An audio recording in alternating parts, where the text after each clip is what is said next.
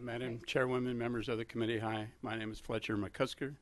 I am honored to be appointed to chair the Rio Nuevo District since July of 2012. I serve at the pleasure of the President of the Senate. It's an important footnote for all of you because all of us serve at the pleasure. We are not termed. We are volunteers appointed. So if we run amok again, I can be fired this afternoon. The other important footnote in terms of introducing us is that with President Biggs a few years ago, we put in some safeguards to prevent whoever was running Rio Nuevo from literally losing this kind of state dollars again. The primary one is that anytime we intend to spend more than $500,000, we're required to, at least 2 weeks before our meeting, submit that project to the Speaker, the President, and the Governor. So indeed, if we are destined to do something stupid, the legislative leadership or the governor can stop us. So those are the two major differences between the 99 to 09 version of Rio Nuevo and the current version. So I have a presentation for you. I'm going to go through it really quickly. A lot of it is photos, just to give you a visual image of what's happening downtown. Some of you indeed have visited us recently or seen our downtown.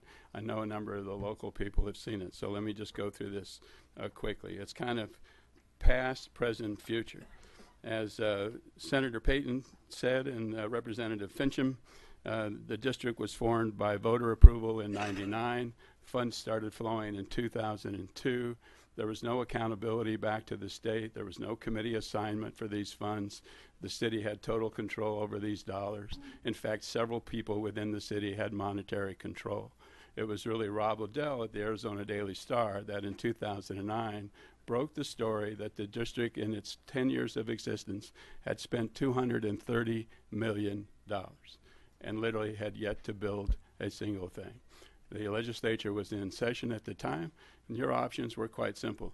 Terminate this TIF, but unfortunately there was about $140 million of bonded debt still on the books, or seize control of the TIF. You took the latter path. And I think today we can celebrate the fact that due to this legislative intervention, we've created a model district that is now totally accountable and transparent for state money. We post every check we write to our website in real time. We post every project in real time. We have to seek legislative approval for everything that we do. The biggest difference between what that 10 years did and our 10 years, if you flip the page, is we have opted to partner with our private sector investors. So since we took control of the board in 2012, we have only spent $30 million of TPT funds. It's really all the money that we've created in that time. But we've generated over $300 million worth of construction activity. And if you go to the Auditor General's report, the other legislative change that was made in 2010, we're now required to be audited by the Auditor General. These are his numbers, not ours. Our current leverage ratio is indeed 10 to 1. For every dollar that we invest of state tax dollars, we're creating $10 of private sector investment. And the bottom there, you'll see the projects that we've launched.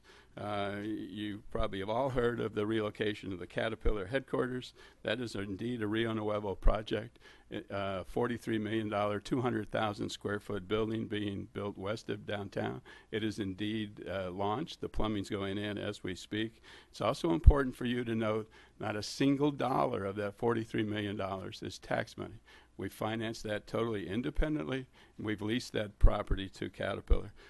Two AC Marriotts were equally as surprised as Representative Fincham that those brands are coming to our downtown, a new arena, a new retail, a new Greyhound, 3 hotels, the renovation of our 18th century Cathedral Square, a number of retail establishments. You know that we brought Roadrunners hockey to Tucson, and more to come. The last page there is a direct quote from the Auditor General's report, just again certifying our current leverage. Again, for every dollar that we're investing, the private sector is investing 10. The only thing we're running out of is time. And the only thing this bill does is strike 2025 and change it to 2035. we believe with a significant amount of time, we can finish the projects that we're facing. That last page, unfinished work, identifies some of the things that if we don't extend are likely to not be completed. You probably know that the A Mountain, base of A Mountain's a 55-acre landfill. The CAT headquarters sits on a portion of that remediated land. We remediated that and are using that for the CAT site. There's still 40 acres of vacant landfill. We have several vacant landfill projects in the downtown core. Our exhibition hall, which we've remodeled the arena, needs a lot of work. We've got 2 vacant buildings in the middle of our TIF district, a vacant hotel, and 50 properties along Broadway, which are being condemned as a result of the Broadway widening. The city has elected to gift us all of those properties. We will rehab them and convert them to retail, TPT, tax-paying retail businesses. Time is the most important thing for us. And then following that, just quickly, are renderings and photos of current projects. The Caterpillar, the most extraordinary thing we've ever done. 200,000 square foot headquarters building. They've upsized that now to 750 employees, $200,000 a year engineers from around the world. The economic impact of this is $2 billion. There's a sunset picture last night because you've had some email traffic that suggests this is really not being built. This is Caterpillar as of last night at about 5 o'clock. Rendering quickly of the new 20-story tower that we're contemplating downtown. The picture right after that is the current vacant lot. This is owned by Pima County. We are not partnering with the county. We have opted to acquire this parcel and develop that 20-story tower directly with J.E. Dunn, who's a Kansas City developer that has developed $4 billion of similar projects just last year. It's important for you to know that the bottom 2 floors of that tower are contemplated to be retail. That alone spins off $2.5 million of sales tax a year. Our new arena, home of the Tucson Roadrunners, 2 new Marriotts, the Marriott AC and the Marriott Moxie. The Cathedral Square, circa 1870, now remodeled. Just so you understand how we look at projects economically, this is a $24 million project.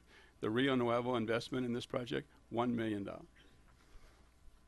Similarly, adjacent to that are new apartment buildings, $20 million project. Our investment in this project, $350,000. We built a new Greyhound terminal, beautiful new terminal right on the edge of downtown within the Rio Nuevo district, 15,000 square feet of retail on the west side, and the new City Park complex, which will house the first downtown food court, but also will be the new headquarters for Stockholm-based Hexagon Mining. So we're able to attract corporate leadership to downtown, and I'd be happy to answer any questions.